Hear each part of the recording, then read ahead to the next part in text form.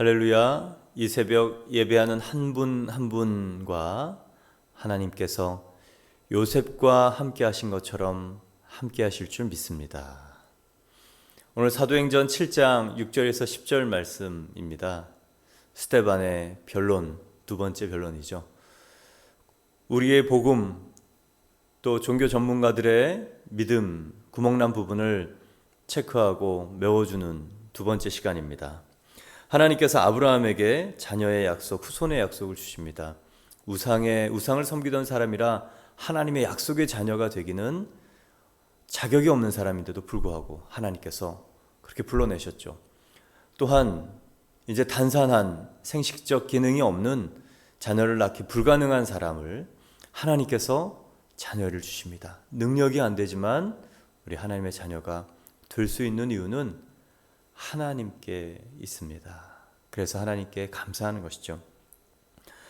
이스라엘 백성들을 자녀를 주시겠다 말씀하시고 오늘 하나님께서 하셨던 이야기가 뭐냐면 두 가지입니다. 후손에게 일어날 일들 두 가지가 있다. 첫 번째는 약속의 땅을 줄 것이다.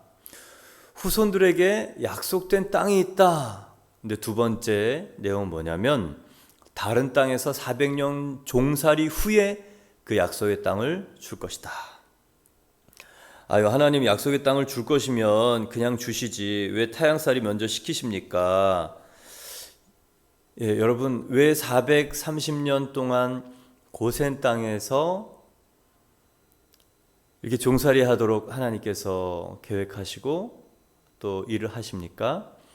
두 가지 이유가 있습니다. 첫 번째는 하나님께서 아브라함에게 약속하신 창세기 12장 1, 2, 3절 중에 2절에 큰 민족을 이루겠다는 약속을 이루시기 위함입니다. 한 사람 아브라함을 불렀습니다. 그래서 이삭을 낳고 야곱이 12자녀를 낳습니다. 이제 12명의 자녀들이 12지파가 돼서 큰 민족을 이루는 과정, 한 개인과 한 가문이 어떻게 단일 민족 국가가 될 수 있었던가? 이집트 고센 땅에서 격리되어서 살았기 때문에, 그것도 430년 동안. 그래서 민족 국가가 형성될 수 있었습니다. 그래서 하나님께서 아브라함에게 약속하신 단일 민족 국가, 바로 너의 후손이 그렇게 될 것이다라는 그 일을 이루셨죠. 그런데 정말 본질적으로 하나님께서 이 후손들, 이스라엘 백성들을 430년 동안 종살이 하게 한 이유는 바로 오늘 본문에 나온 이유입니다. 무엇이냐? 아브라함의 믿음 같지 않았기 때문에 그래요. 아브라함의 아들, 아브라함의 손자, 아브라함의 후손, 아브라함의 그 백성들, 이스라엘 백성들은 아브라함과 같은 믿음이 아니었습니다.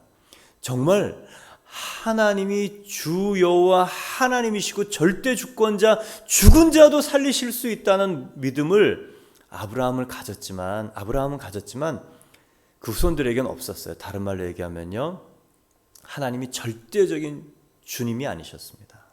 그러니 땅을 주었지만 하나님이 원하시는 대로 관리하고 다스릴 능력이 안 되기 때문에 하나님께서 정말 이집트 땅에서 하나님이 주권자 되시는 백성을 만들기 위해서 그러십니다. 그래서 오늘 본문의 핵심적인 단어는 6절에 그 사람들이 종으로 삼아, 종이란 단어입니다.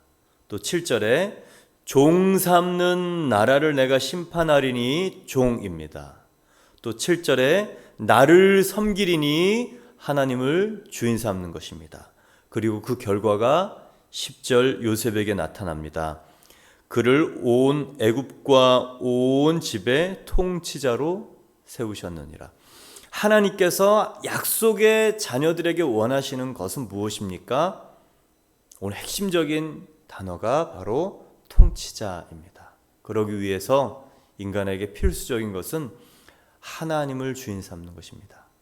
이스라엘 백성들이 그것이 되지 않았기 때문에 오늘 다른 사람의 종이 되고 다른 나라의 종이 돼서 뼈아픈 인생을 살고 그리고 연단받는 과정을 기록하고 있는 것이죠. 오늘 이제 한 구절 한 구절 보겠습니다. 6절, 그 후손이 다른 땅에서 나그네가 되리니, 하나님께서 이렇게 말씀하셨어요. 나그네가 되리니. 아까 말씀드렸습니다. 왜 나그네가 될까? 그 땅 사람들이 종으로 삼아 하나님 주인 삼지 않았기 때문에, 아브라함이 하나님을 향하여 가지고 있던 그 주 하나님의 믿음이 없기 때문에 그렇습니다. 여기서 알 수 있는 것은 무엇이냐? 남의 믿음으로는 비전을 이룰 수 없다. 남의 믿음으로는 하나님이 주신 축복의 땅을 관리할 능력이 안 된다라는 것이죠. 그것을 롯에게 잘 볼 수 있습니다. 창세기 12장 1절, 2절, 3절에는 아브라함이 하나님께서 약속을 주시는 그것을 받고, 창세기 12장 4절에 이렇게 써 있습니다. 이에 아브라함이 여호와 하나님의 말씀을 따라갔고 롯도 그와 함께 갔으며. 근데 이 본문이요, 굉장히 의미심장해요. 아브라함은 하나님의 말씀, 약속을 따라간 거예요. 근데 롯은요, 그와 함께 갔고 사람 따라갔습니다. 남의 비전으로는 순종하기 어렵고, 남의 비전으로는 고난을 이길 수 없고, 남의 비전으로는 세월의 험한 세파를 이길 수 없고, 남의 비전으로는 하나님의 축복을 관리할 수 없다는 것을 볼 수 있습니다. 롯과 사례는요, 어쩔 수 없이 왔던, 이끌려 왔던, 엉겨있게 가족이기 때문에 엉켜서 왔던, 근데요, 롯과 다르게 사라는 나중에 하나님의 음성을 듣습니다. 하나님을 정면으로 만나는 순간이 있어요. 하갈 때문에 그래요. 하갈이 이스마엘을 낳고 그것으로 권세를 부립니다. 종이었던, 몸종이었던 하갈이. 그게 너무도 눈꼴 사나운 거죠. 자존심이 박살이 나는 거죠. 그런데 자기가 만든 꾀에 결국 넘어가는 것입니다. 그래서 자존심이 갈기갈기 찢어져서 하나님께 부르짖는 것이에요. 그러다가 하나님을 만나요. 여러분, 자존심 상하고 또 내가 내 꾀에 넘어가서 발등 찢는 그 순간에 발등 찍는 일로 끝나는 것이 아니라 하나님께 부르짖어서, 하나님, 근본적인 해결을 원합니다. 제가 사람의 수를 썼는데, 임시방편을 썼는데 제 꾀에 제가 넘어갔습니다. 하나님, 그 꾀에 주님께서 임재하여 주셔서 살 길을 내어 주십시오. 그러면 산다. 그러다가 이제 사라가 하나님을 만나지 않습니까? 롯은 그 죽기 살기로 하나님을 만나려는 모습이 없었어요. 그런데 사라는 너무 고통스러우니까 마음이 죽기 살기로 하나님을 붙잡은 거죠. 롯의 인생은 어떻습니까? 소돔과 고모라에 갑니다. 아내는 소금 기둥이 됩니다. 그리고 두 딸과 정말 입에 담기 어려운 그런 인생을 살아갑니다. 그리고 그 낳은 아들은 암몬과 모압, 이스라엘 민족을 계속 힘들게 하는 옆구리의 두 가시, 그렇게 되는 것이죠.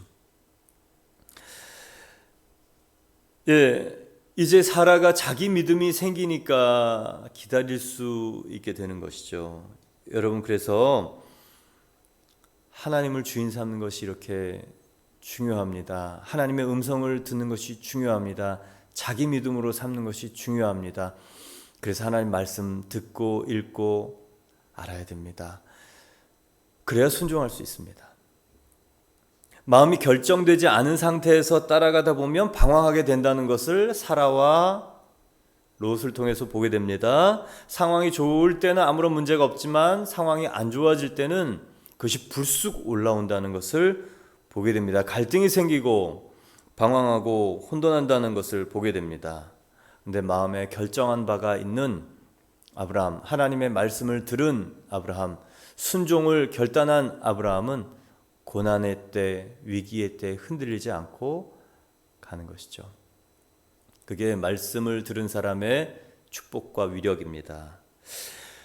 믿음이란 성공이냐 실패냐 병이 낫느냐 낫지 않느냐 그게 관건이 아닙니다. 하나님이 나에게 하신 말씀을 내가 순종할 수 있느냐? 끝까지 순종하여 가느냐?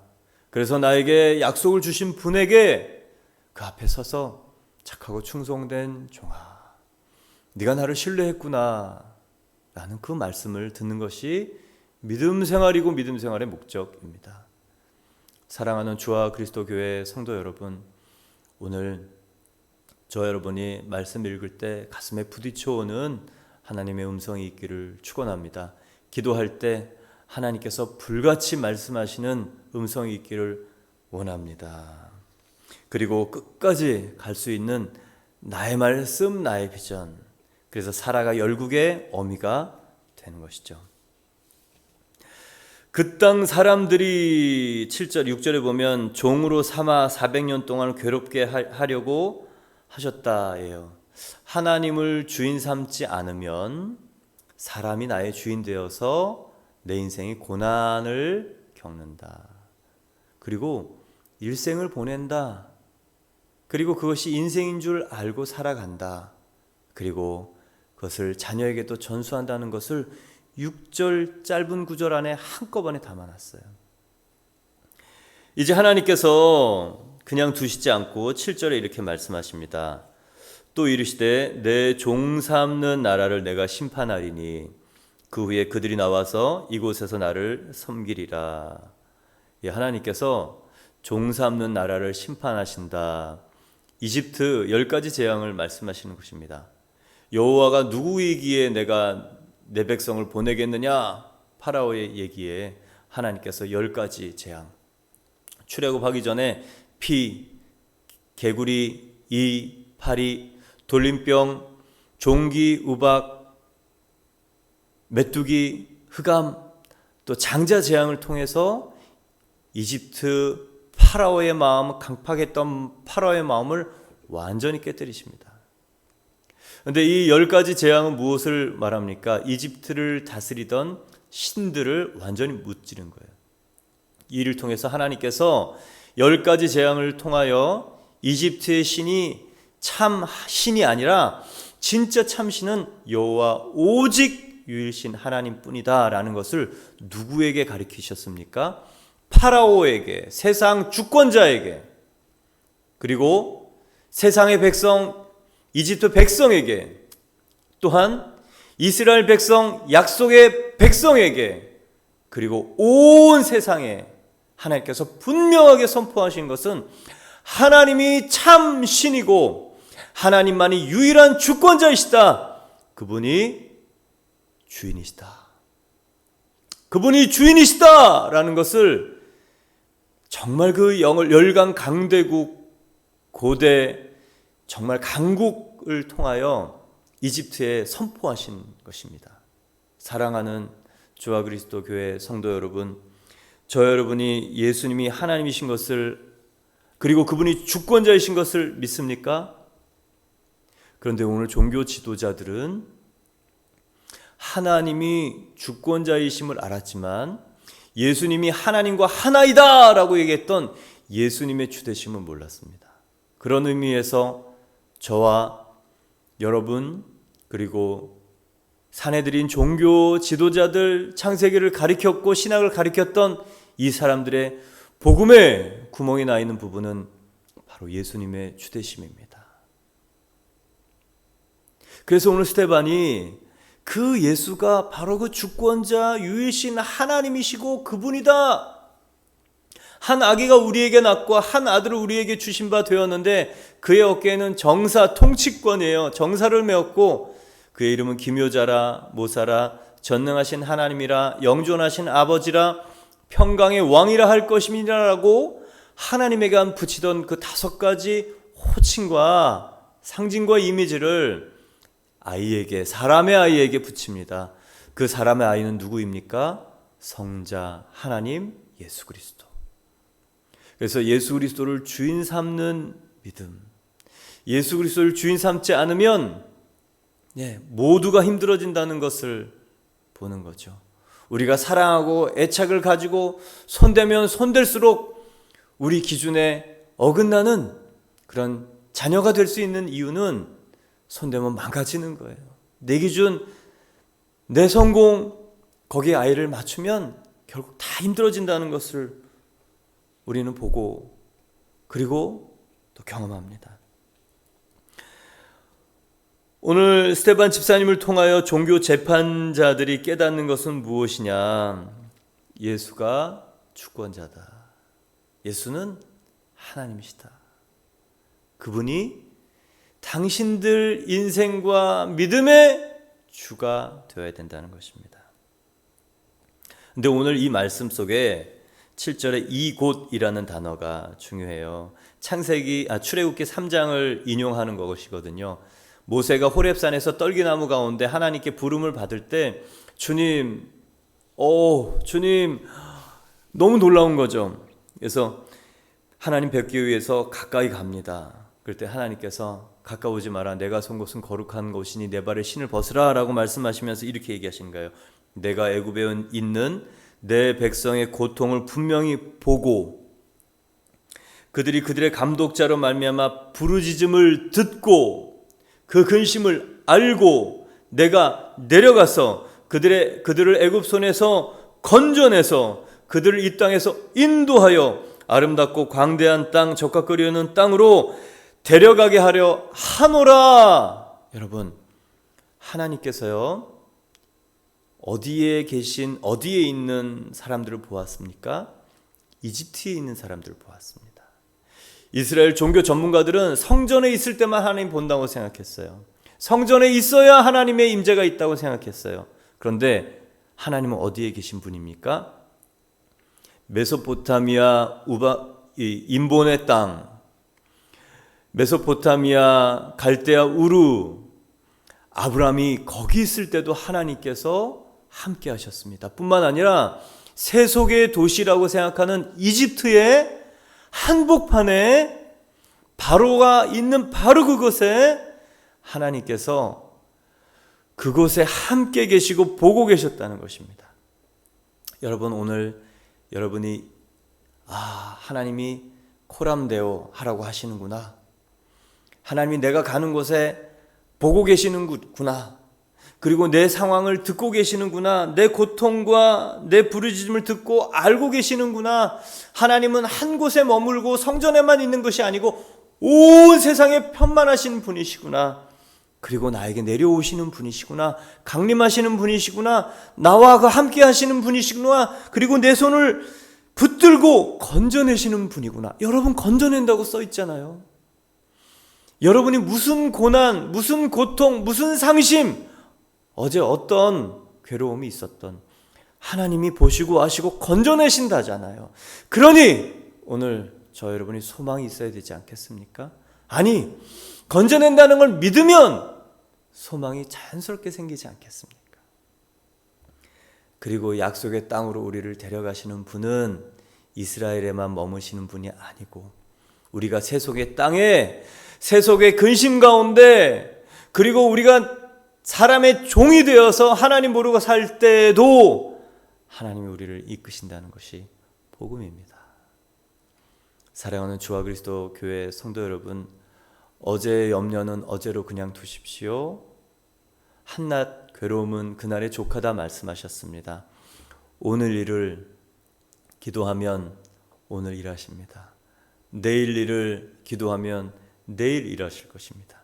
그러면 우리 인생이 주님의 일하심으로 채워질 줄 믿습니다. 염려하면 염려로 채워지지만 기도하면 기대로 채워집니다. 소망으로 채워집니다. 믿음은 기대와 소망을 기쁘게 하는 것입니다. 찬양하면서 기대하는 것입니다. 찬양하면서 기다리는 것, 이것이 하나님의 참 바라시는 믿음인 것이죠. 오늘 저 여러분이 선 곳, 이 출애굽기 3장에 말씀하셨던 이 호렙산, 신의 산, 그러니 저와 여러분이 선 곳이 신의 산, 호렙산 되기를 바랍니다. 종교 전문가들은 이스라엘 성전에 하나님이 계시다라고 얘기했고 그것을 모독한 스데반을 고소했지만 스데반은요, 하나님의 성품과 하나님의 일하심과 하나님의 역사를 알기에 변론할 수 있는 것입니다. 담대할 수 있는 것입니다. 사랑하는 성도 여러분, 성전보다 크신 분이 예수님이십니다. 이스라엘 백성들은, 종교 지도자들은 이것을 몰랐습니다. 성전 안에 갇힌, 문자 안에 갇힌 그리스도교 아무 능력은 없지만 그 크신 분이 내 안에 계시다라는 그 믿음이 분명하면 여러분, 사도행전의 역사를 써내려갈 수 있습니다. 7절에서 발견하는 세 번째는 섬기리라예요. 하나님께서 400년 종살이하던 땅에서 불러내신 목적은 무엇이냐? 섬기게 하기 위함입니다. 하나님을 섬기게 하기 위함입니다. 예수 그리스도와 하나님을 저 여러분이 주인 삼게 하시기 위함입니다. 왜 예수님이 십자가에서 죽으시고 부활하셨습니까? 왜 구속사역을 이루셨습니까? 목적이 무엇입니까? 로마서 14장 8절 9절에 써 있습니다. 이를 위하여 죽었다가 살아나셨으니 곧 죽은 자와 산 자의 주인 되려 하심이라. 예수님이 십자가에 달리신 이후 부활하신 목적이 우리의 주인 되시기 위함이다. 오늘 이스라엘 고센 땅에서 이스라엘 백성들이 불러내음 받은 목적이 무엇입니까? 하나님을 섬기게 하기 위해서. 이것은요, 주인과 종의 둘로스, 종, 주인, 둘리오의 그 단어보다 더 큰 단어입니다. 그 단어는 본질적인 밑에 깔려있는 기본적인 단어이고, 종과 주인의 관계를 넘어서 하나님을 섬기는 영적 예배까지 나가는 것입니다. 사람을 주인 삼고 세상을 주인 삼으면 이집트 파라오에 의해서 노예 취급당합니다. 그런데 하나님을 주인 삼으면 하나님을 섬기는 귀한 영적 존재, 하나님의 자녀로 대우받습니다. 여러분, 하나님이 주인 되셔야 하는 이유는 우리에게 너무 분명합니다. 태초에 하나님이 천지를 창조하셨고 인간을 창조하셨기 때문에, 창조주이시기 때문에 나의 주인이시에요. 어서리티가 하나님에게 있습니다. 또한 내가 세상의 노예, 사단의 노예, 죽음의 노예, 이 세상의 노예 되었을 때, 선악과 사건으로 노예되었을 때 예수 그리스도가 나를 위해서 죽으심으로 그 피로 사셨기 때문에 구속주이시기 때문에 나의 주인이 분명합니다. 이제 여러분, 하나님을, 예수님을 참 주인으로 오늘 섬기라, 그것을 위하여 하나님이 불러내셨다, 예수 그리스도를 보내셨다라는 것, 오늘 그것이 스데반 집사님을 통해서 하시는 말씀이십니다. 이제 8절을 보면 하나님이 증표를 줍니다. 할례의 언약을 아브라함에게 주셨더니 그가 이삭을 낳아 여드레 만에 할례를 행하고 이삭이 야곱이 12조상을 낳으니라. 할례의 언약의 믿음, 언약 백성의 표징, 외적 표시예요. 외적 표시만 있습니다. 당신은 이스라엘 종교 지도자들에게 할례 언약 우리 민족은 받았지만 우리는 외적 표시만 있습니다. 언약 백성의 징표만 가지고 있으면 언약 백성이 되지 않습니다. 언약의 핵심적인 내용인 예수 그리스도가 있어야 됩니다. 당신은 정말 중요하다고 생각하는 이 할례의 표시를 붙들고 우리가 살고 있지만, 율법을 붙들고 살고 있지만, 정말 중요한 것은 언약입니다. 언약의 핵심 예수입니다. 당신들이 정말 지켜야 되는 것은 종교적인 율법이 아닙니다. 간음을 안 했다고 간음을 안 하는 것이 아니고, 여자 보고 음욕을 품으면 간음한 것입니다. 형제들에게 욕을 한 것은 사랑하지 않은 것입니다. 외적인 표시로 우리가 하나님의 백성이 되는 것이 아니라 그 내면에 하나님의 말씀인 예수가 있어야 하나님의 백성이 된다는 것이죠. 사랑하는 성도 여러분, 저 여러분이 이 육체의 할례만 있습니까? 마음의 할례, 이 귀의 할례가 있습니까? 종교 지도자들에게 스데반이 하는 것은 마음의 할례를 하십시오. 마음의 할례를 하십시오. 오늘 마음의 할례를 하십시다. 성령님 오셔서 이 끊어내 주십시오. 이 할례란 이 둘레를 절단하다, 잘라내다, 잘라내다는 뜻입니다. 하나님, 성령님, 우리 덮여져 있는, 가려져 있는 우리의 귀와 우리의 마음에 어떤 것이 있다면 끊어내 주십시오. 잘라내 주십시오. 성령님, 그 수술을 행하여 주십시오. 기도하는 날, 그래서 주님, 내가 정말 외적인 겉모습이 아니라, 그리고 신앙의 연조가 아니라, 그리고 과거의 체험이 아니라 현재 살아계신 하나님으로 충만한, 예수님 한 분으로 충만합니다, 충분합니다 라고 고백하는 믿음의 언약, 약속의 언약이 살아 숨쉬는 저와 여러분 되기를 축원합니다. 이제 하나님께서 그 할례 언약이라는 내용, 할례라는 단어를 쓰지 않고 스데반이 언약이라는 단어를 썼던 게 중요합니다. 언약은요, 영어로 커버넌트입니다. 성경에는 이 약속을 하는 것을 계약이라고 하지 않고 언약이라는 표현을 씁니다. 계약은 영어로 컨트랙입니다. 갑과 을이 중간에 만나 사인하는 것입니다. 그래서 이행하고 안 할 때는 쌍방이 그 합의에 따라서 쭉 그 다음 프로세스를 가는 것이죠. 그런데 하나님과 이스라엘 백성이 했던 그 약속은 계약이 아닙니다. 언약입니다. 갑과 을의 존재 차이가 너무 커서 쌍방 대등 조약이 성립되지 않습니다. 존재 차이 때문에. 그래서 갑이 일방적으로 을을 위해 그것을 이행해 주는 일방적 언약입니다. 이게 하나님의 언약인 거예요.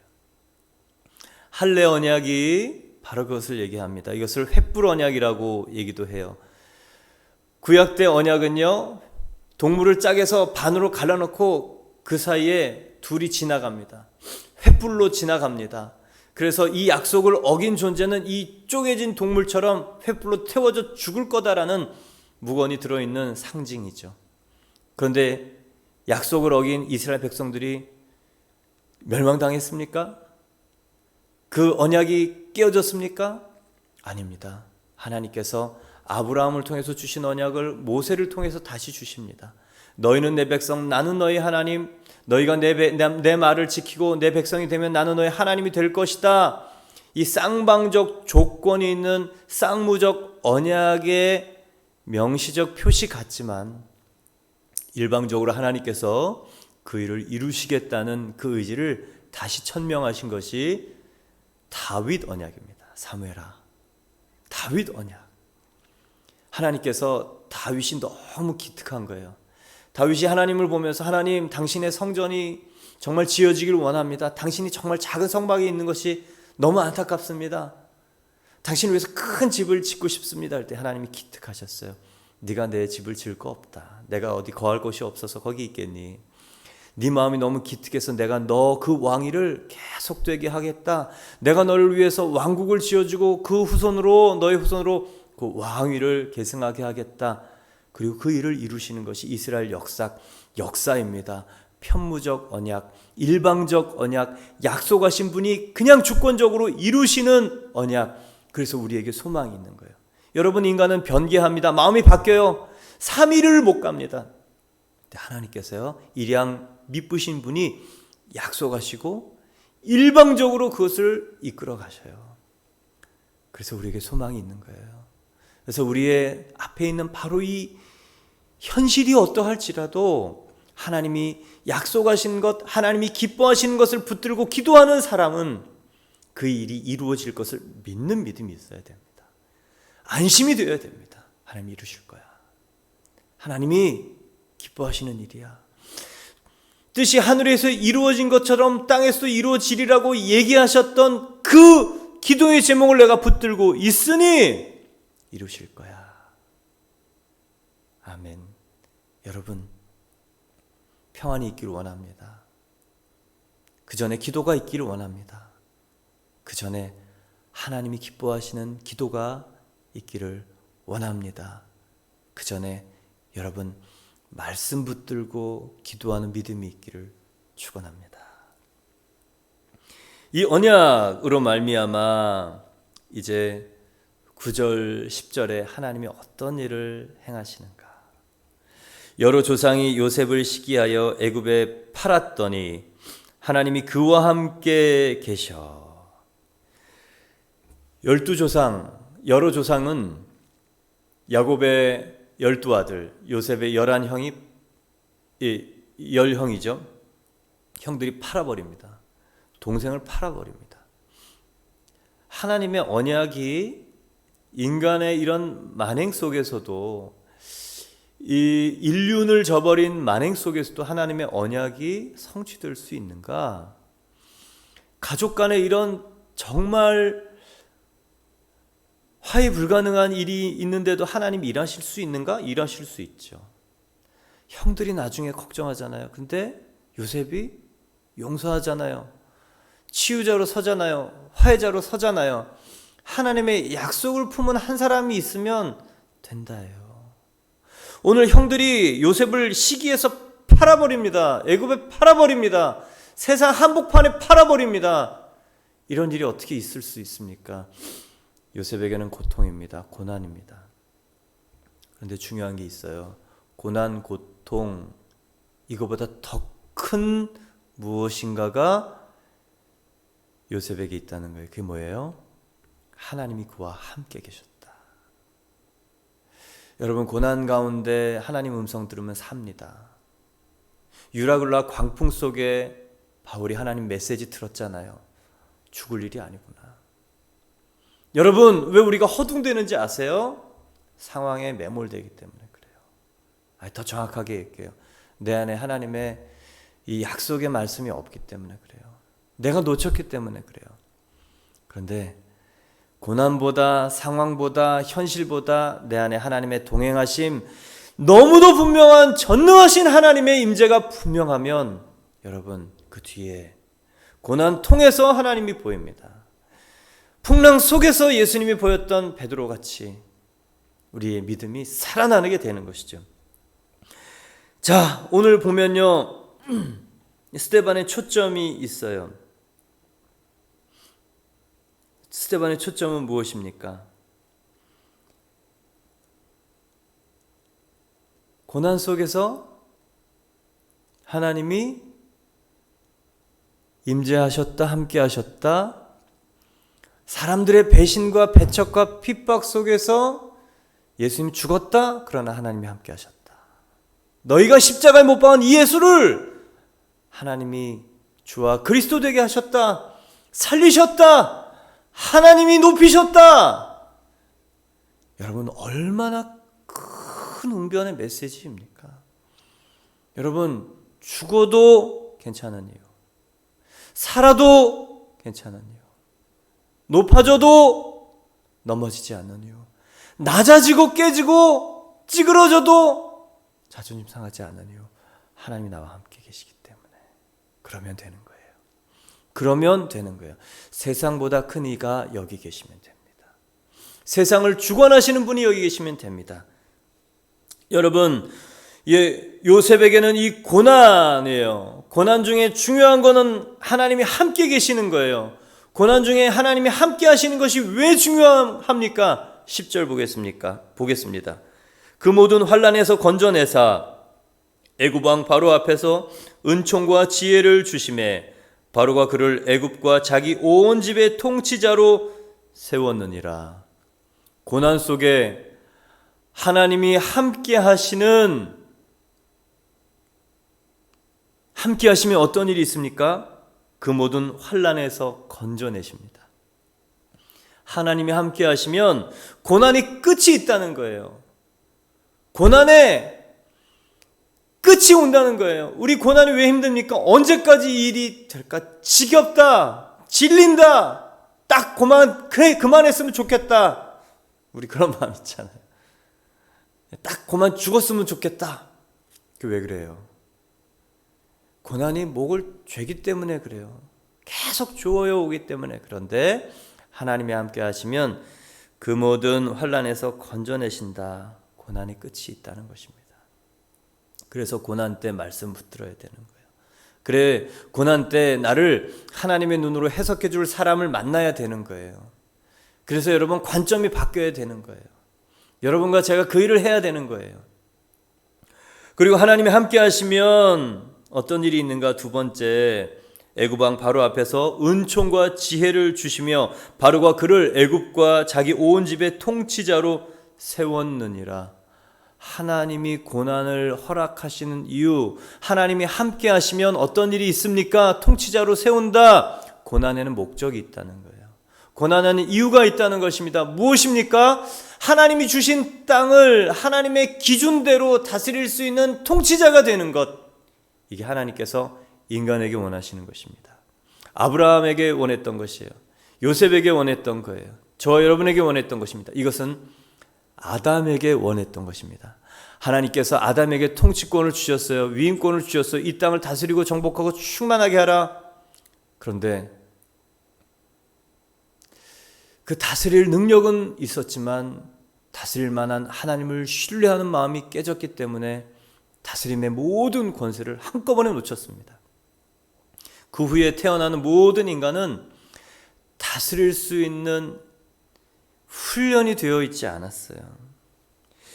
통치할 능력이 안 됐어요. 왜요? 예수 그리스도가 주인이 아니기 때문에, 성령님이 주인이 아니시기 때문에, 하나님을 마음에 두기 싫어했기 때문에 그렇습니다. 그래서 중요한 메시지는 무엇입니까? 하나님이 우리에게 궁극적으로 원하시는 것은 이 땅을 하나님의 기준으로 다스릴 통치자가 되는 것입니다. 그러기 위해서 꼭 필요한 것은 요셉에게 있습니다. 하나님이 주인 되시는 삶입니다. 코람데오의 삶입니다. 고난보다 하나님이 컸습니다. 그리고 유혹보다 하나님이 컸습니다. 예수님, 하나님 성령님이 주권자 되시고 주인 되셔서 그분이 기뻐하시는 삶을 사는 것입니다. 요셉에게서 발견하는 형통의 믿음은 무엇입니까? 욕망이 주인이 아니었습니다. 그리고 원망이, 과거의 쓴뿌리가 주인이 아니었습니다. 하나님이 주인이셨습니다. 오늘 저와 여러분이 이 스데반 집사님의, 평신도 집사님의 메시지를 통해서 예수님이 얼마나 우리의 주인이 되셔야 되는가, 그게 얼마나 인생의 축복인가, 사람의 종이 되고 세상의 종으로 살면 모두가 힘들지만 하나님을 섬기는 요셉처럼 하나님이 주인 되시면, 예수님을 주로 삼으면 다시 온 세상을 살리는 통치자로, 하나님의 권세를 사용하는 상속 통치자로 선다는 것을 오늘 메시지를 통해서 알 수 있는 것 아닙니까? 사랑하는 주와 그리스도 교회 성도 여러분, 저 여러분은요 위임 통치자 아닙니다.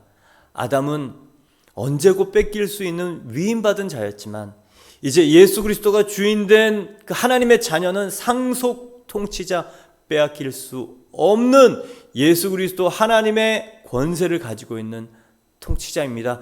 예수님의 권세는 하늘과 땅의 권세입니다. 영적 권세, 그리고 땅의 권세, 3차원의 모든 권세입니다. 오늘 여러분과 제가 예수님을 주인 삼아 이 땅을 다스리고 통치하여 생명의 일을 하는 귀한 상속자 되기를 축원합니다. 그래서 많은 사람들을 요셉처럼 살리고 먹이고 입히고 훈련시키는 저와 여러분이 될 줄 믿습니다. 아멘. 함께 기도드리겠습니다.